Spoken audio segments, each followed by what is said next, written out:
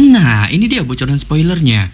Dan buat kita semua yang sedang menjalankan ibadah puasa, semoga dilancarkan sampai tibanya waktu berbuka ya. Setelah kemunculan secara mengejutkan Qin Wuyan di kegelapan malam yang gelap gulita, saat itu menyebabkan Yu Yangji yang melihatnya pun spontan terkejut terheran-heran. Qin Wuyan pun kemudian perlahan berjalan keluar dari kegelapan malam untuk segera menuju TKP Yu Yangji, sembari memunculkan senyum hangat menghanyutkan yang terpancar di raut wajahnya, dengan kemudian memuji indera penglihatan tuwir sang pemimpin Aula Changsan itu, yang secara luar biasa dapat dengan jelas mengetahui keberadaannya, walaupun dari kenyataannya, dirinya masih berada nun jauh dari TKP-nya. Mendengar pujian ini, Yu Yangji pun tidak menunjukkan ekspresi tersanjung sedikit pun, melainkan kesangaranlah yang segera terpancar di raut wajahnya saat ia mengutuk tindakan brutal dari Qin Wuyan yang sesuka jidatnya telah mengambil si Mengji si bawahan terbaiknya, sehingga membuatnya pun menanyakan pada jenius berbakat dari klan Wandu itu mengenai dirinya yang apakah tidak takut dihukum mati oleh pemimpin klan Wandunya itu sendiri bernama Raja Kebijaksanaan karena telah menghabisi nyawa Mengji, yang padahal dari kenyataannya mereka merupakan sesama anggota paksi aliran iblis. Tetapi di sini Qin Wuyan tidak menunjukkan ketakutan atau keterkejutan sedikit pun di balik senyum santuinya dari pertanyaan Yu Yangji itu yang membawa nama-nama pemimpin klan Wandunya, melainkan ia segera berbalik dan melontarkan perkataannya ke arah sisi lain yang meminta si Glowing Jinpinger untuk segera menunjukkan batang hidungnya dengan dalih dirinya tidak berani secara solo membantai Aula Changsan. Sontak saja mendengar perkataan dari Qin Wuyan, Yu Yangji pun spontan menunjukkan perubahan hebat di raut wajahnya, sebelum kemudian tiba-tiba berbalik hanya untuk melihat seorang wanita menawan tampak menunjukkan aura centilnya pun perlahan keluar dari kegelapan malam. Dengan ketika mengetahui sosok wanita itu adalah Jinpinger, Yu Yangji pun spontan menggumamkan secara tremor namanya itu di mulutnya. Pasca kemunculannya, Jinpinger pun segera menunjukkan senyum menawannya untuk kemudian cara ramah tamah menatap Yu Yangji sembari menanyakan padanya mengenai kondisinya yang apakah baik-baik saja. Saat Yu Yangji mendengarnya pun hanya menunjukkan kesangaran di raut wajahnya, dikarenakan ia merasa sikap manis yang ditunjukkan Jinpinger itu tak hayal hanyalah basa-basi bacrit saja di balik niat terselubung jahat yang saat ini disembunyikannya. Sebelum kemudian yang tampak tak suka, Sekte Hehuan Jinpinger bersekutu dengan klan Wandu Qin Wuyan yang biasa Sekte Hehuan melakukan tindakan secara solo tanpa adanya bantuan pihak lain, mencoba mengasuh Jinpinger dengan memberitahukan padanya mengenai klan Wandu yang telah secara brutal membantai Sekte Hehuannya. Tetapi di sini Jinpinger yang mendengar hasutan dari Yu Yangji ini pun tampak tidak terpengaruh sedikit pun saat ia tahu bahwa semua kebrutalan itu pada dasarnya disebabkan oleh tuwir pemimpin Aula Changsan itu yang secara licik mencoba memecah belah sektenya dan klan Wandu dengan memerintahkan para anggotanya untuk menghabisi para anggota klan Wandu, bertujuan mencuri racun khusus dari mereka dan kemudian menggunakan racun itu sebagai barang bukti untuk memokatkan para anggota sekte Hehuannya di puncak utara desa Big Wang. Oleh sebab itu, dikarenakan hal ini, Jinpinger pun mengetahui bahwa rencana brilian terkesan licik itu telah jauh-jauh hari disusun cara matang oleh Yu Yangji hanya untuk membuat perselisihan antara sekte Hehuannya dan klan Wandu. Namun berkat alasan Qin Wuyan dan penyelidikan terperincinya, kebenaran pun akhirnya terungkap. Dengan jikalau saja mereka berdua sedari awal tidak mengetahui semua hal itu, kemungkinan dapat dipastikan kedua sekte mereka akan berada dalam situasi perang dunia kedua. Sontak saja mendengar penjelasan dari Jinpinger yang mengungkapkan semua kebusukannya, Yu Yangji pun spontan terkejut terheran-heran, bercampur kesuraman yang terpancar di raut wajahnya, dengan tidak menyangka situasi perpecahan yang sudah disusunnya secara matang pada akhirnya terungkap, sehingga membuatnya pun tidak pernah berharap kedua jenis berbakat paksi aliran iblis itu dapat secara cepat mengetahui hal ini. Selain itu, di belakangnya saat ini, Yu Yangji pun dapat juga merasakan banyak sosok manusia sedang mengawasi kelompok Aula Changsen-nya, yang meskipun para manusia itu tidak mengungkapkan batang hidung mereka, ia pun merasa kemungkinan besar kelompok itu merupakan para anggota klan Wandu dan sekte Hehuan yang sedang bersiap-siap dalam penyergapan di kegelapan malam. Dengan jika mereka benar-benar keluar secara barbar untuk menyerang, kemungkinan dapat dipastikan kelompok Aula Changsen-nya benar-benar berada dalam masalah besar. Memikirkan hal ini, Yu Yangji pun mencoba mencari jalan keluar untuk terbebas dari situasi di ujung tanduk yang saat ini sedang dialami Aula Changsen-nya.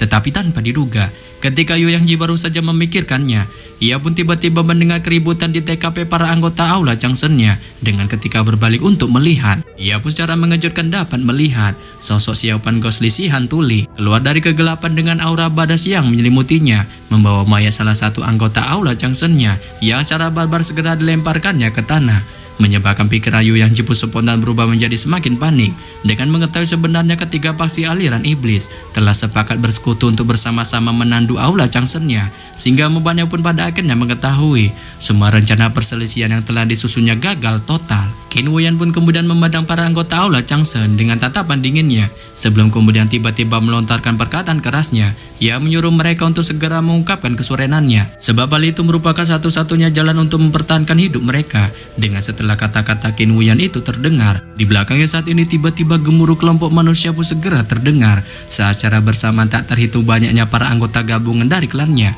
dan juga para anggota Jin Pinker serta Xiaopan si Jurikli memegang senjata ajaib mereka menyubul keluar dari kegelapan malam, sebelum pada akhirnya tanpa basa-basi segera mengepung para anggota Aula Changsen menutup semua jalur pelarian mereka.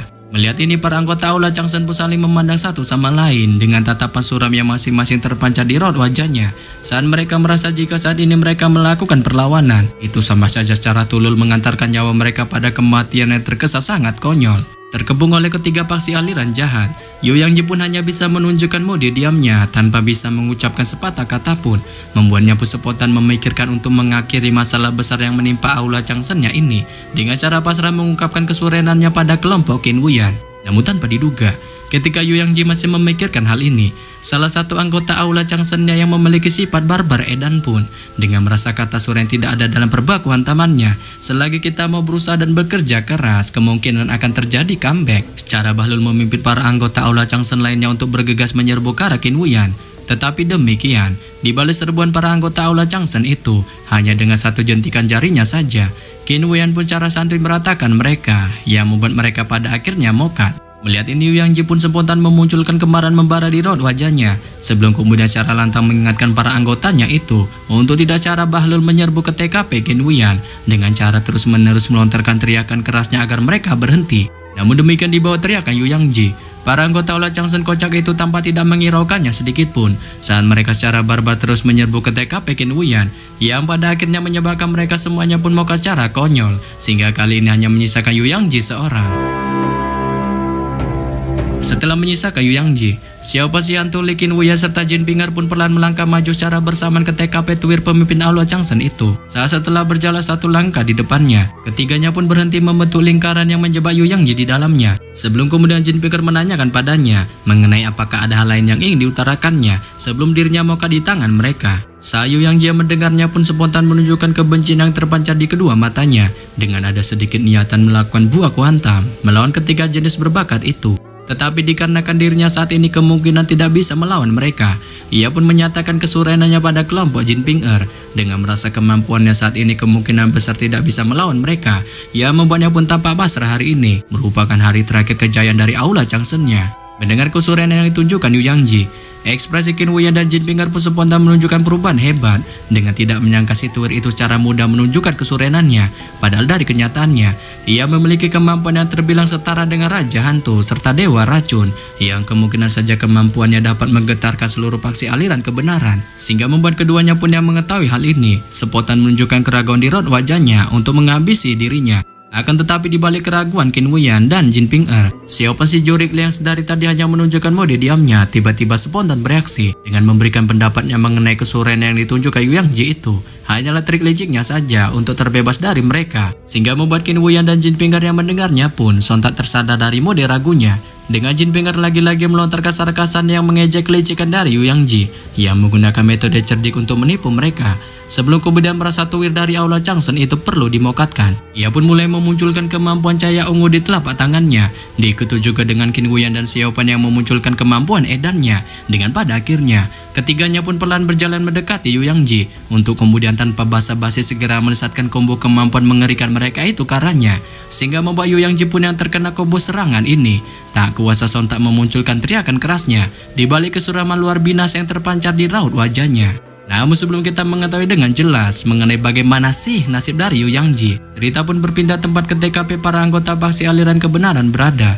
Ia mana pada saat ini di sekitar daerah terpencil rawa kematian, Senior Yichai pun mengatur beberapa penjaga malam dari para anggota faksi aliran kebenaran lainnya dengan tujuan untuk mengantisipasi serangan mendadak yang tak terduga-duga dari faksi aliran iblis. Duduk di TKP sebuah batu besar, Lu Sueke pun secara sendiri terus menunjukkan mode diamnya di balik wajah bengongnya.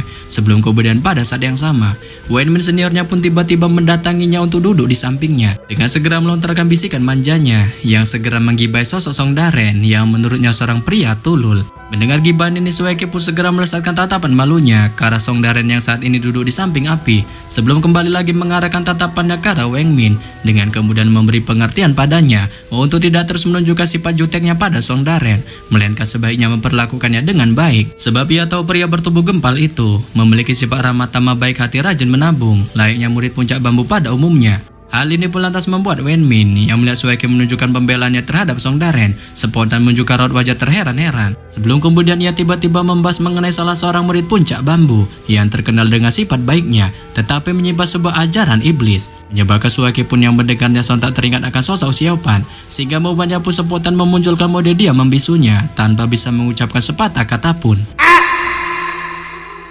Malam pun secara tenang pada akhirnya berlalu ketika pada pagi harinya pada saat sang surya menyinari langit, senior Icai pun mengumpulkan para anggota paksi aliran kebenaran lainnya sebelum kemudian merasa para anggota paksi aliran kebenaran kemungkinan besar tidak akan berurusan lagi oleh para anggota Aula Changsen yang mencoba mengganggu mereka dengan pencarian harta karun langka di rawa kematian ini tak ada ujung pangkalnya, yang bahkan mereka tidak menemukan sedikit pun lokasi keberadaannya. Senior Icai pun menanyakan kepada para anggota paksi aliran kebenaran lainnya mengenai mereka yang apakah mempunyai sebuah saran dalam perjalanan ini.